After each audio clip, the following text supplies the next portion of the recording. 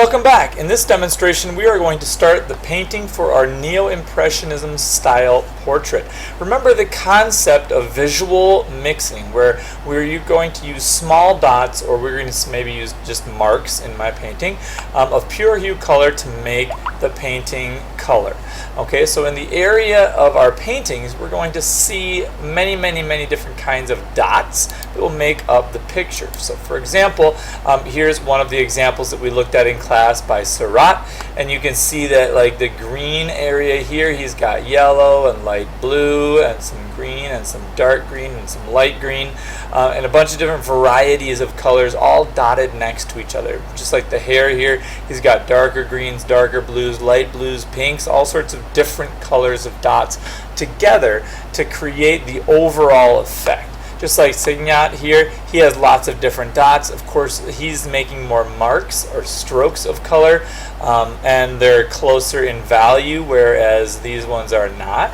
And we looked at Edmund Cross and how he used more like rectangular marks of paint on his in his style. So depending on what you want for your style, you can use different things. Now on our manga picture here, we left off on the drawing part. This is the example of my painting. You can see the different kinds of strokes that I've used. I've used larger strokes just because of the brushes and the time constraints.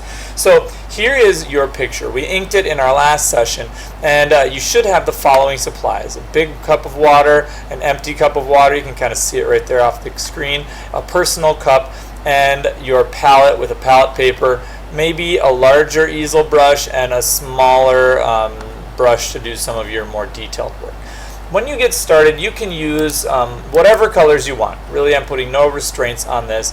The only thing I want to see is the style of doing a Neo-Impressionist style. Okay, now in this, I get a couple different colors here, and I'm going to mix up a variety of what I'm going to call background colors. I've got this pink, the blue, the yellow, different colors in my picture. Now, as you get started, choose whatever you want. Doesn't really matter, but then you're going to start mixing it up. As you mix up a color, here's my blue and my red that I've used to make this kind of pink hue of color, and then I've added some white to make it into a tint, and I paint my entire background in with that color. I'd like you to start with a background color just to give yourself something to work with, so you're not fighting against the white of the paper. Okay?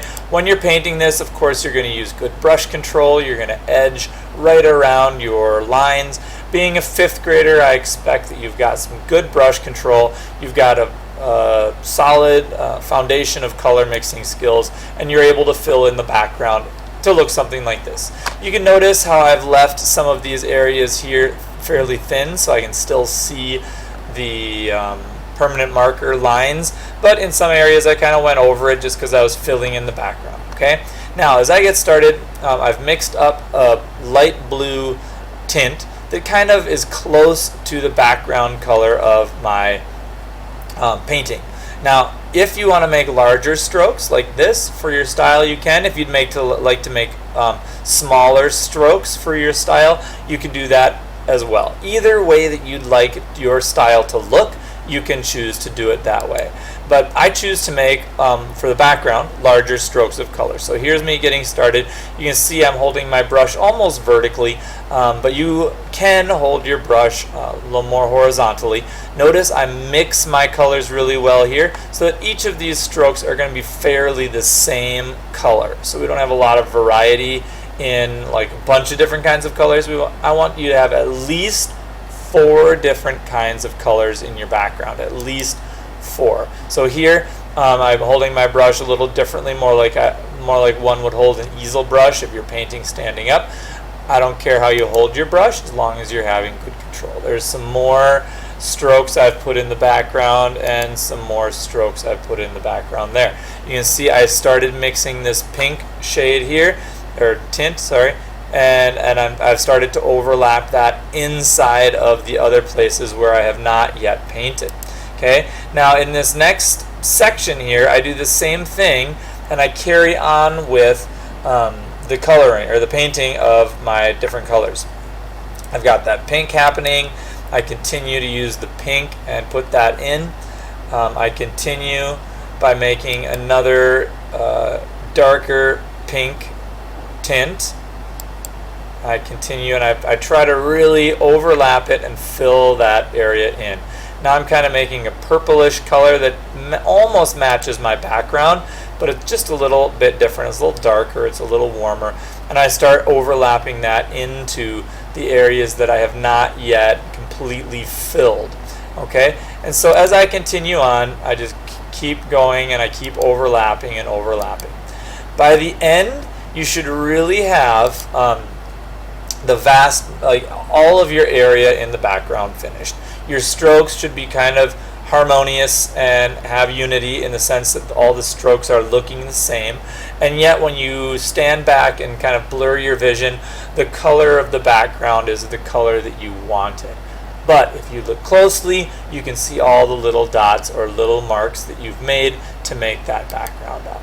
Okay, so when you're finished, your painting should look something like this in the background, and it should have a sense of unity, a sense of harmony with the colors, and you should have at least 4 colors. If you want to have 15 colors, great, but you should have at least 4 colors. Okay, and that's how we'll conclude the background painting for our Neo-Impressionist portrait